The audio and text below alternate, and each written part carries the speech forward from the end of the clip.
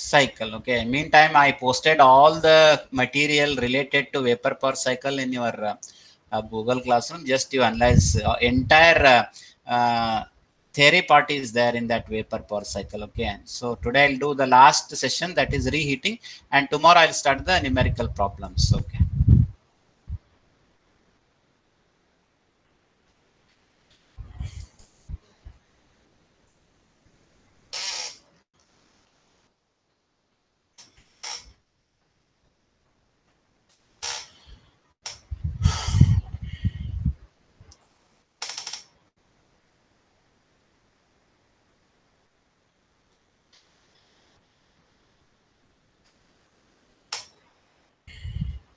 Okay. Uh, Hope you are seeing the reheat Rankine cycle. Okay, this is what we are going to discuss in today's class. Okay, this is called as reheat cycle. In normal Rankine cycle, we are having a four basic part. One is turbine, then we are having condenser, boiler, and pump. Okay, these are the four basic parts of your vapor power cycle. In boiler, the steam formation takes place from water at constant pressure. Okay, next we are having turbine. In the turbine, the expansion happens, so we'll get the power, and then as the expansion pressure and temperature decreases, then after expanding the steam in the turbine, that enters into the condenser. Okay, in the condenser there will be change in phase, the temperature drops, that condensate or water from the condenser enters into the pump. You remember we are having pump in case of Rankine cycle, and meantime we are having the compressor in the gas turbine cycle. Before that, just once again I'll explain the normal Rankine cycle. Already I discussed in the previous class. Once again, briefly I'll explain your Rankine cycle. Okay, Rankine cycle mainly consisting of, you remember, four basic parts.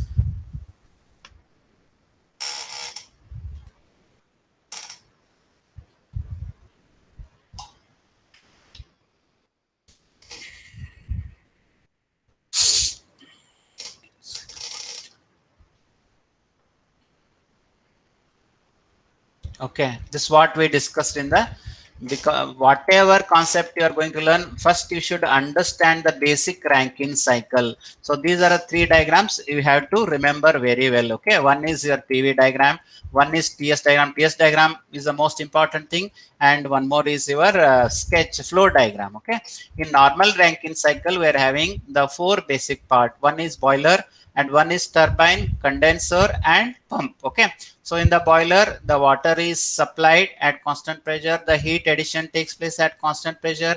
As heat addition takes place, the water is converted into the steam. Okay, that steam enters into the turbine, steam turbine. Okay, steam turbine, where the expansion of the working fluid takes place. As due to the expansion, the pressure and temperature drops. Okay.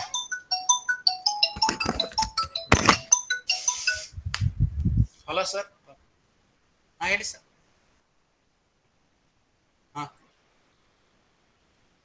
ಅದೇ ಒಬ್ಬರದು Nandini madam ಬಂದಿಲ್ಲ sir. Actually ಅವ್ರದ್ದು ಹೇಳಿದೀನಿ sir. Actually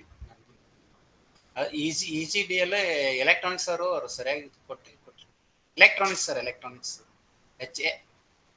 ಎಲ್ಲ 00 ಅಂತ ಬರ್ತದೆ. ಏನೋ problem ಆಗಿದೆ ಅಂತ ಅದೇ ಇನ್ಫಾರ್ಮ್ ಮಾಡಿದ್ದೀನಿ ಸರ್. ಆಕ್ಚುಲಿ ಅವ್ರಿಗೆ ಅವ್ರು ಮಹೇಶ್ ಅಂತಿದ್ದಾರೆ ಸರ್. ಅವರು ಕಂಪ್ಯೂಟರ್ ಸೈನ್ಸ್ ಮಹೇಶ್ ಅಂತಿದ್ದಾರೆ. ಅಲ್ಲ ಸರ್, ಇದು ಒಂದು ಕ್ಲಾಸ್ ನಡೀತಾ ಇದೆ, ಆಮೇಲೆ ಕಾಲ್ ಮಾಡಿ ಸರ್. ಆಕ್ಚುಲಿ ಒಂದು ಕ್ಲಾಸ್ ಮಾಡಿ.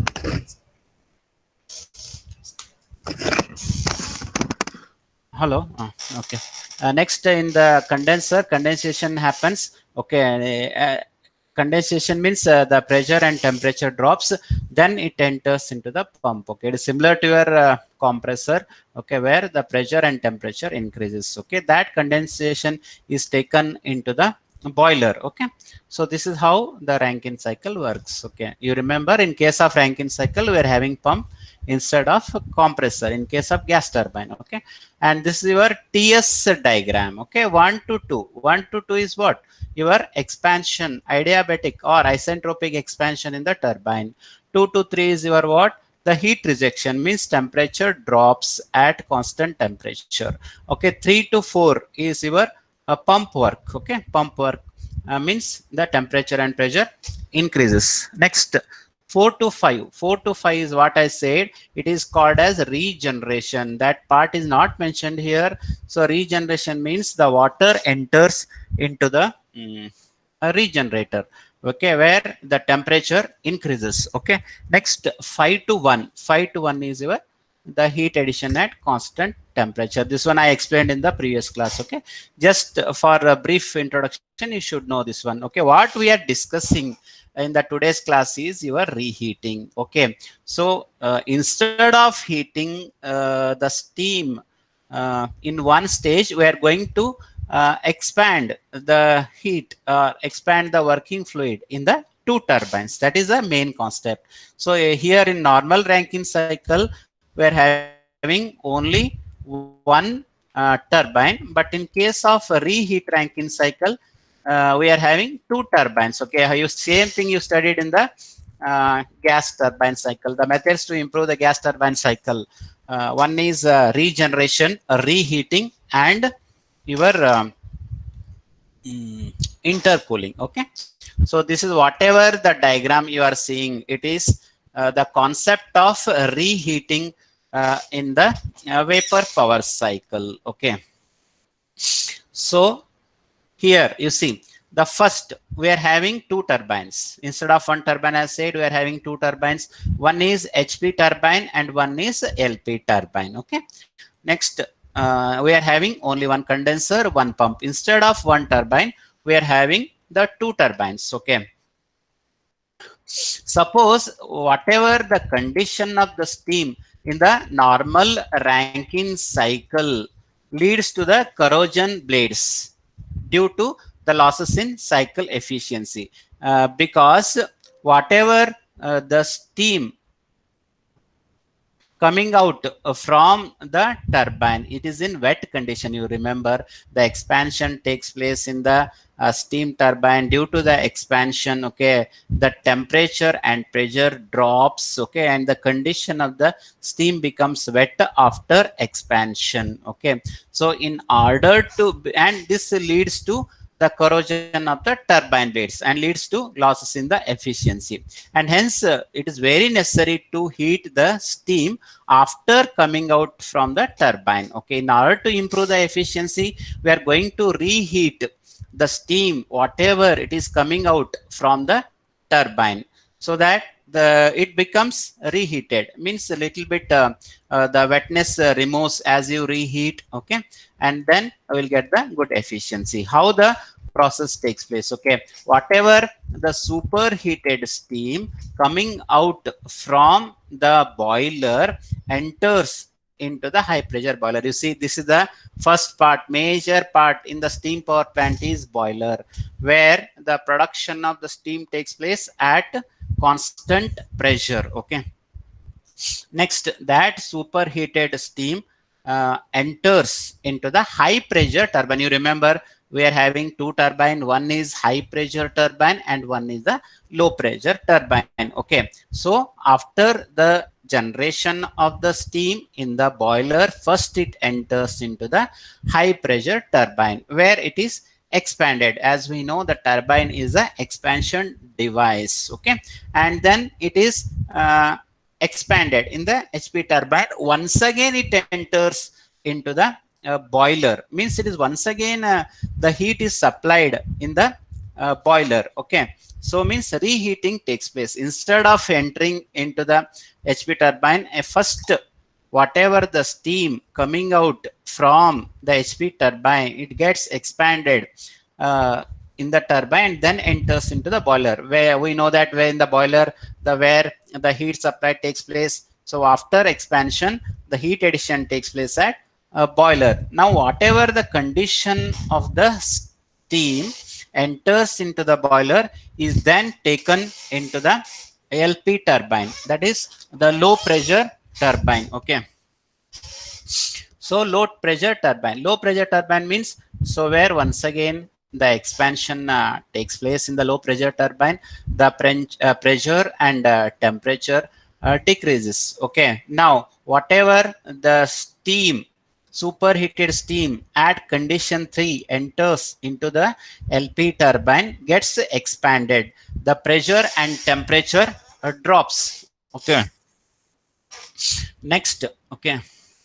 Uh, from the LP turbine, the steam enters into the condenser. Okay, steam enters into the condenser means what? The condensation happens. There will be a change in phase from vapor to liquid in the condenser. Okay, from 1, you see, 1 to 2 is your the expansion in your HP turbine, a high pressure turbine. 2 to 3 is reheating in the boiler. Okay, next 3 to 4 is the expansion in low pressure turbine. 4 to 5 is your condensation process in the condenser. Okay, next after condensation, the water enters into the pump. Pump means it increases the pressure and temperature of the working fluid. Okay, pressure and temperature of the working fluid. Next, that 6 is taken into the boiler. Okay, instead of one turbine, so that the steam is reheated. That's why it is called as reheated vapor power cycle. Instead of expanding the steam in one turbine, the steam gets expanded in the two stage turbines. One is HP and LP, and both are connected to the common shaft. You can see, you can observe, and here it is a generator. So the main aim of the turbine is to generate the power. Okay, so this is how the line diagram. Okay, I'll explain once again. The whatever the steam generated in the boiler enters into the high pressure turbine. So where partial expansion takes place, that partial expanded steam is enters into the boiler where the heat is supplied. The steam gets heated. Okay, it is reheated. Then that condition of the steam from the boiler enters into the LP turbine. Okay, where it is expanded. Okay, then after expansion, it enters into the condenser where pressure and temperature decreases, condensation takes place, and from the condenser, the water enters into the pump. The pump lifts the water into the boiler where once again the heat addition takes place, and hence the cycle repeats. A very simple process. Instead of one turbine, we are going to use the two turbines. Okay. Next, I am going to explain the most important diagram, that is called as the TS diagram. Okay, so here you see TS temperature is y-axis and entropy is your x-axis. Always you have to draw your the vapor curve. So this is called as saturation curve. Whatever curve we are observing here, it is called as saturation curve. For all TS diagram, you have to show this saturation curve. Okay, and whatever point at extremity is called as critical point. Critical point is the point where it is very difficult to distinguish between the liquid and vapor phase. Okay, no, and as said for superheated steam, so always you have to take little bit above this curve. Okay, because whatever the region above this curve represents superheated steam, and the whatever the region below the curve represents your liquid and vapor region. Okay, first 1 to 2 is your the expansion in the HP turbine. Okay, expansion in the HP turbine. First you mark a point 1 and then just draw a vertical line. It is called as the isentropic expansion or reversible adiabatic expansion in high pressure turbine. That is process 1 to 2. Just mark a point 1 and then draw a vertical line. That is your the reversible adiabatic expansion. Then what next process? 2 to 3 is the reheating process in the boiler. Okay, just you draw one inclined line, increase the temperature, and you show 1 and 3 at the same line. Okay, so first 1 to 2, just you draw one inclined line, and then 3 to 4 is your the reversible adiabatic expansion. Okay, so first 1 to 2, 2 to 3 is reheating, 3 to 4 is once again the isentropic or reversible adiabatic expansion in low pressure turbine. Okay, that is point 4, and you have to show up to line within the saturation curve. Within the saturation curve means it is the zone of liquid and vapor. Okay, 1 to 2 is your adiabatic mm, expansion process in HP turbine.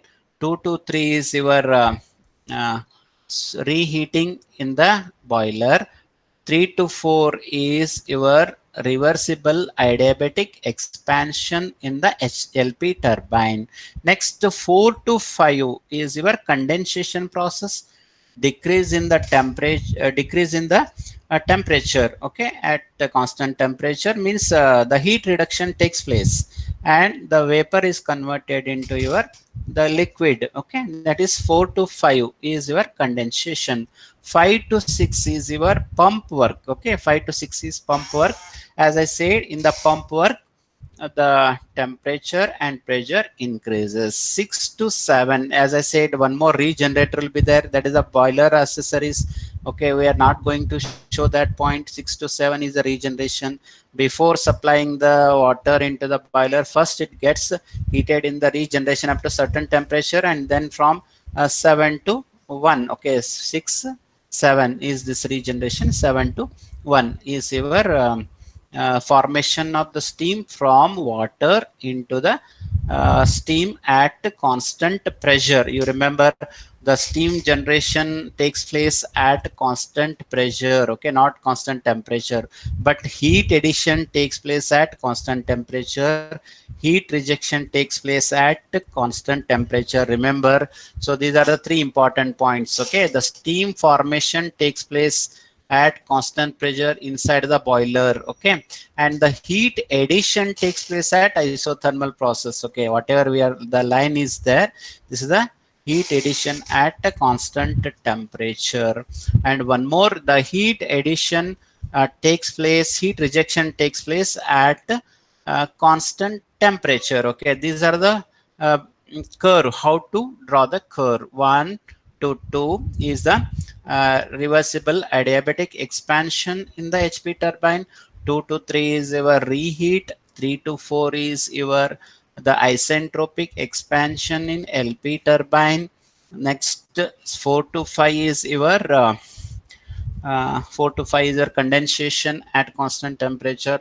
5 to 6 is your pump work, and then 6 to 7 is the regeneration work, and then 7 to 1 is formation of the water from water to vapor phase at constant temperature. This is how to show the TS diagram. Okay, suppose if 10 marks is there, they'll give 3 marks for your TS diagram only, 3 plus 2 marks for your this one. So the sketches and TS diagrams are most important in vapor power cycle. Okay, suppose if reheating is not there, suppose if you are having the only one turbine, in that case what you can do, just you remove this parts 3 and 4 is not required, directly 1 to 8 you can join. That is 1 in this process, in this TS diagram.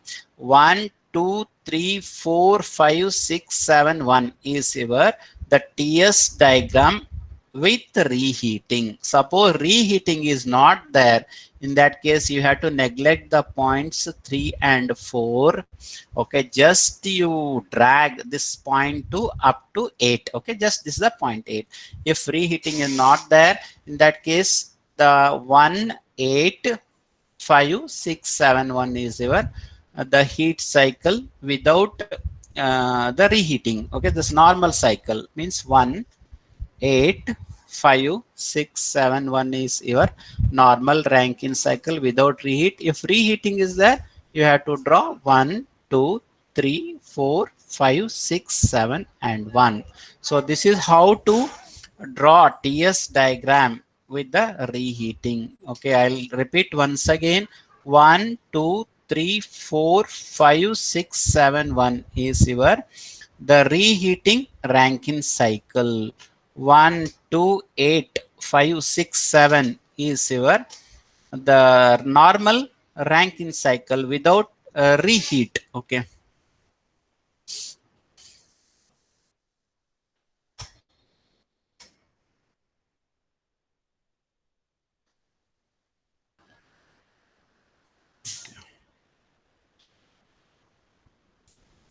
So, any doubts, guys? Any doubts in the reheat sketch and TS diagram? Any doubts? Understood? Alap Mandayur? Alap? Yes, sir. Okay. Are you following? Okay. Yes, sir. Any doubts? No, sir. Okay. Now, okay, I'll derive the derivation. How to find out the efficiency of that reheat Rankine cycle. Okay. First, you understand the flow diagram and TS diagram. Once you understand, then only we are going to derive the thermal efficiency. Okay. Thermal efficiency. Okay,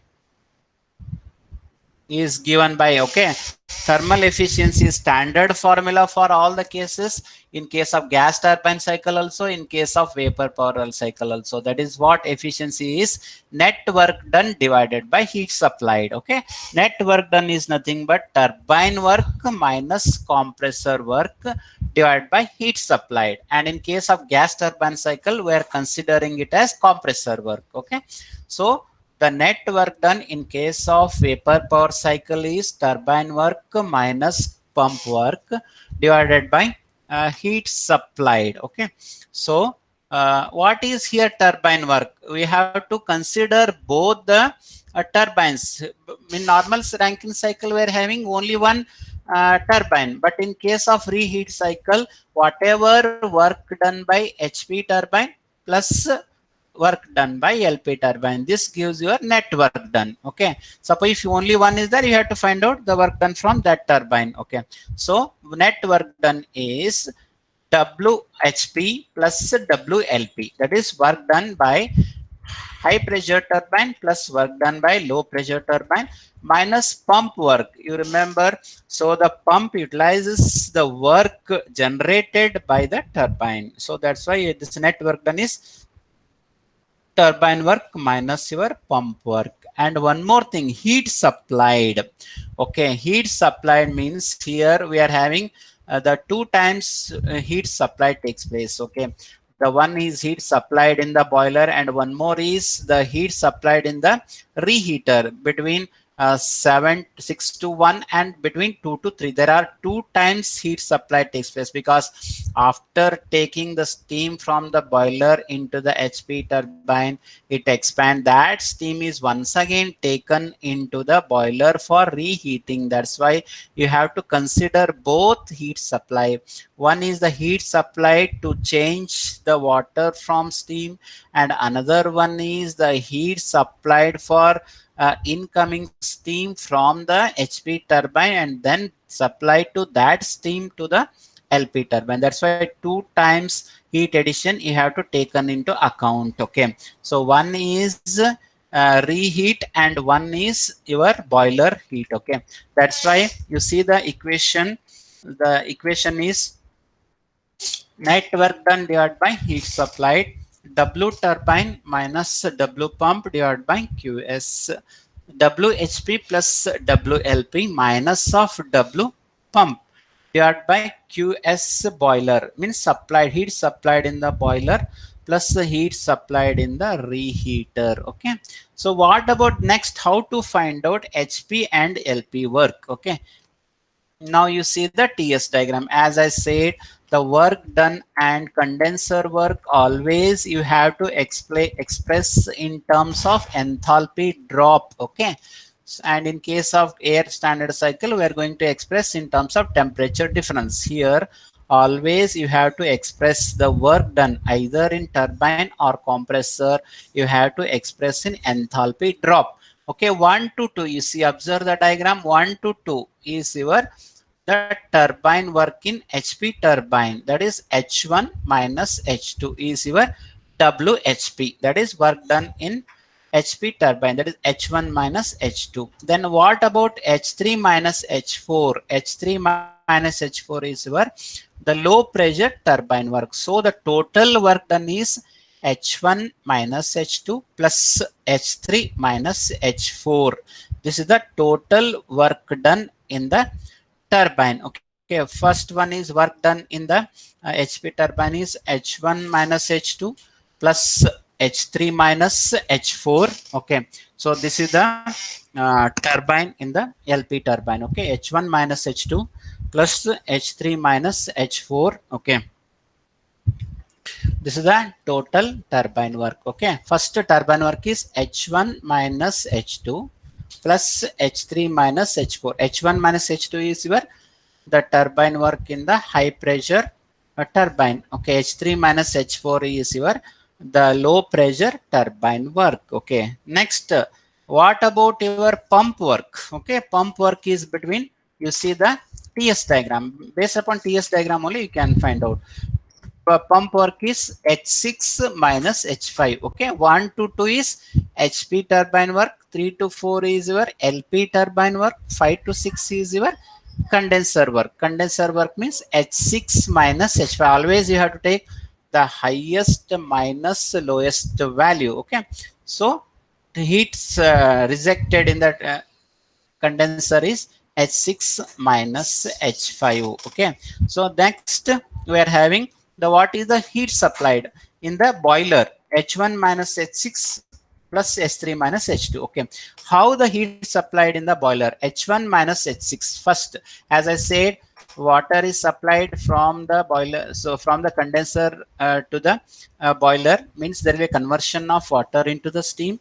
That is, first you have to take H1 minus H6. Don't take 7 because this is just accessories. That is that we are going to represent in your saturation curve. Don't consider that point 7. Rather than you have to consider points 1 and 6. That is H1 minus H6. H1 minus H6 is your the boiler heat supplied. Okay, between 6 to 1. Okay, and one more is there, reheating. That is H3 minus of H2, H3 minus H2. This one is you have to take. So these are the two heat addition. One is between 6 to 1 to convert the water into steam. The heat supply takes place. That is represented by 6 and 1 in the flow diagram. Here H1 minus H6. H1 is highest value and H6 is the lowest value. H1 minus H6 plus one more heat is there. That is whatever the steam after coming out from the HP turbine, it gets expanded and then enters into the boiler for reheating. So, and it is reheated to the temperature T3. Okay, so what is the enthalpy drop? Means H3 minus H2. This one is your the heat supplied. Okay, so H1 minus H2 is your HP turbine work. H3 minus H4 is your low pressure turbine work. Pump work is H6 minus H5 divided by H1 minus H6 is your the boiler heat addition, and plus H3 minus 2 is your the reheater. Whatever the temperature increases after expanding the steam from HP turbine, it enters into the boiler, and that you have to express in enthalpy drop. Okay, hence by putting the two turbines in the steam power plant, we can increase the efficiency of vapor power cycle. Okay, and one more drawback of reheating is it requires more equipment. Means instead of one turbine, we are using the two turbines, hence the maintenance cost will be more, and also it leads to expenditure. Okay, very simple efficiency formula, that is heat addition. H1 minus H2, you see the diagram, H1 minus H2 plus H3 minus H4, that is turbine work, minus of condenser work H6 minus H5 divided by heat supplied H1 minus H6 plus H3 minus H2. This is how to write the reheat cycle efficiency in case of vapor power cycle. Okay, this is how to represent. Okay, next some more part requirements. Okay, so what are some requirement is there in vapor power cycle? What are the characteristics? Sometimes they may ask. Okay, what are the desirable characteristics of working fluid in a vapor power cycle. Okay, so that here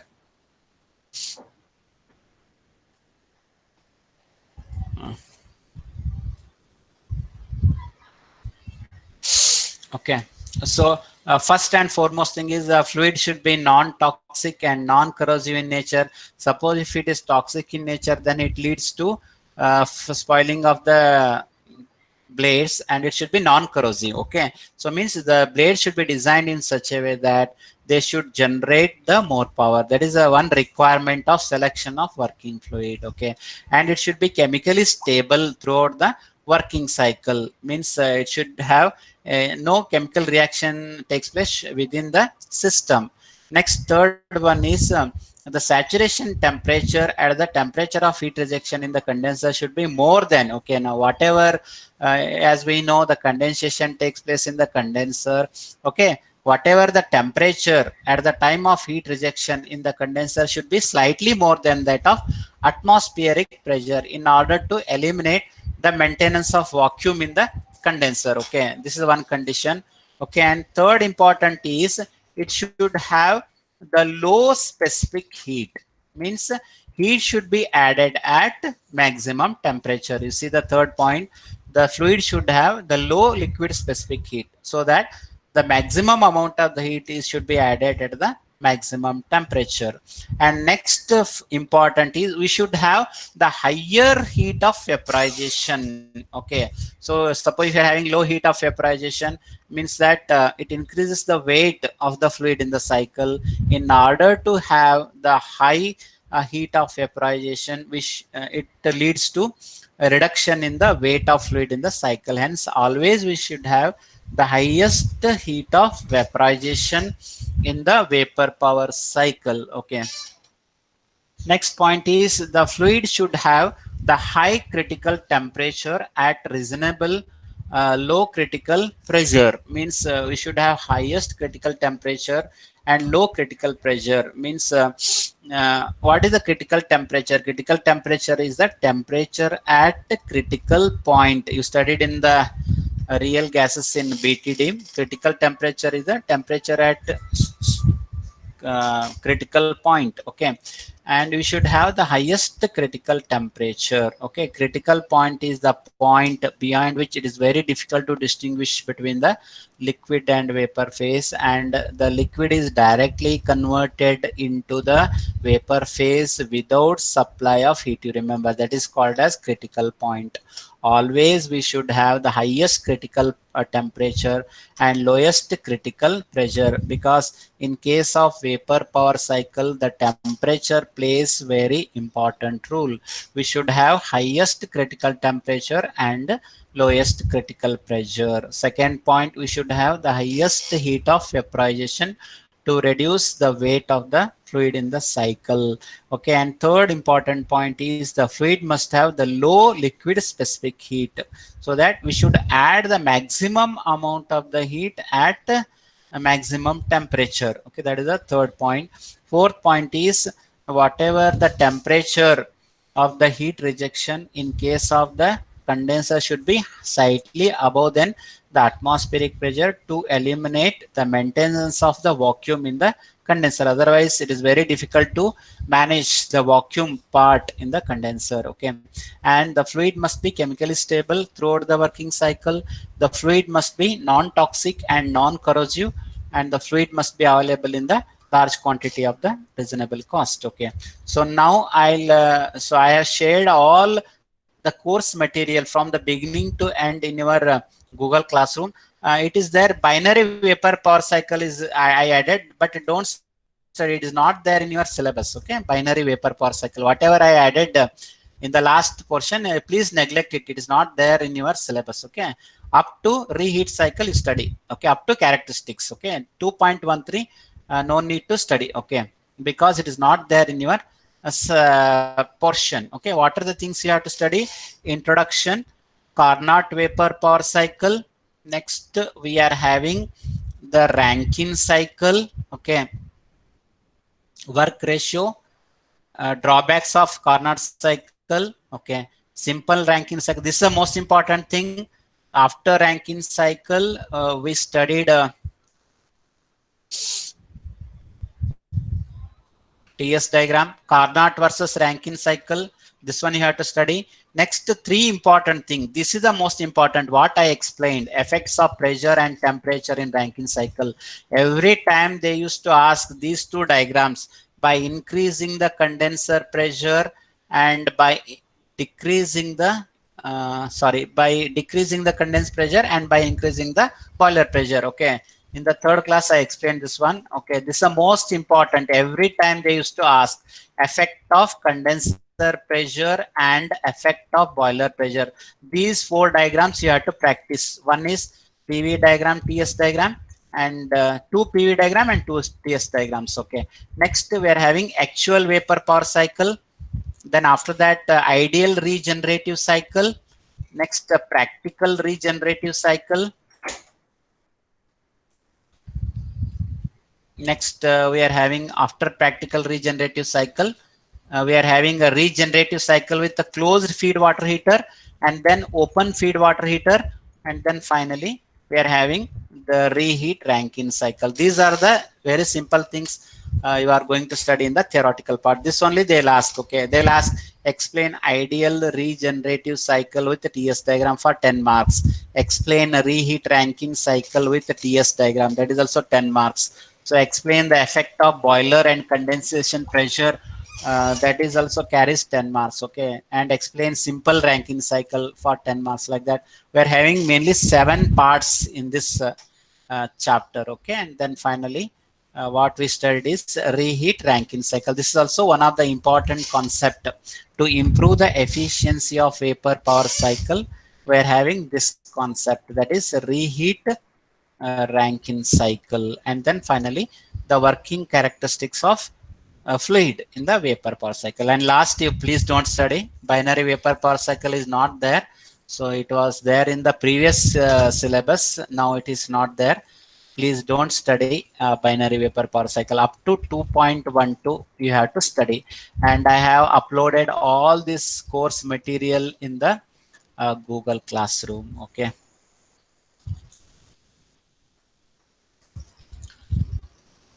So guys, any doubts till now, whatever we discussed? I finished this theoretical portion of vapor power cycle. Okay, tomorrow onwards I'll do the numerical problems. That's why I try to understand the theoretical concept first. Okay, so still you are having any doubts, you can ask me so that I'll clarify.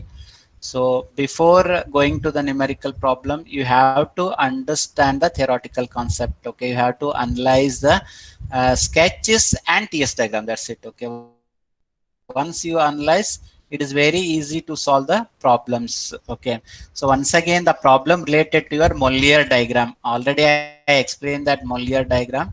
I think that will be helpful in solving the problems in vapor power cycle. Okay, we studied Mollier diagram in steam nozzle, because in steam nozzle working fluid is your steam. Okay, I explained how to see the steam table, how to see the Mollier diagram. Okay, once again I'll explain in the tomorrow class in the numerical problems. Okay,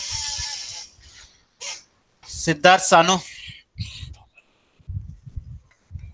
Siddharth Sanu. Am I audible, Siddharth? Sir, which Siddharth Sanu. Tell me, Siddharth.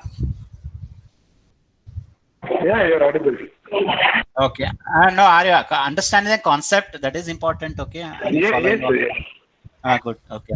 So you go through all the material that I have posted in the Google Classroom. Okay. Just go through, analyze it, try to understand. Okay. Because you have to put lot of effort in the subject. That's why I'm telling again and again. Okay. Okay. Rutik Shah. Rutik Shah. Yes, sir. Understood everything? Yes, sir. Yes. Good. Okay. No doubts in vapor power cycle? Yeah. No, sir. Till now. Okay. No, whatever I posted now today, all of you go through the notes, whatever I posted in the group, okay, in the Google Classroom. Okay, try to analyze. Till you are having any doubts, I'll clarify. And tomorrow I'll solve the numerical problems. Okay. Pranay Lal.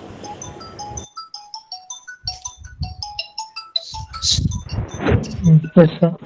Okay, understanding, Pranay Lal.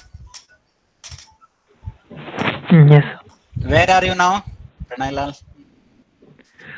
Nepal, sir. Nepal. Okay, okay. Attending all the classes, huh? No network issue. Like, No, sir. good, good. Keep on attending. Okay, don't miss any class. There are still a few more classes are there. Okay, but whatever this model is, no, this is the most important chapter. Okay, in the ATD. Okay. Okay, guys. Tomorrow I'll continue the session with the numerical problems on vapor power cycle. Okay. Thank you one and all for joining. Okay. And meantime, all of you have to enter your USN and name in the chat box without fail. Okay. So that it will be very easy for us.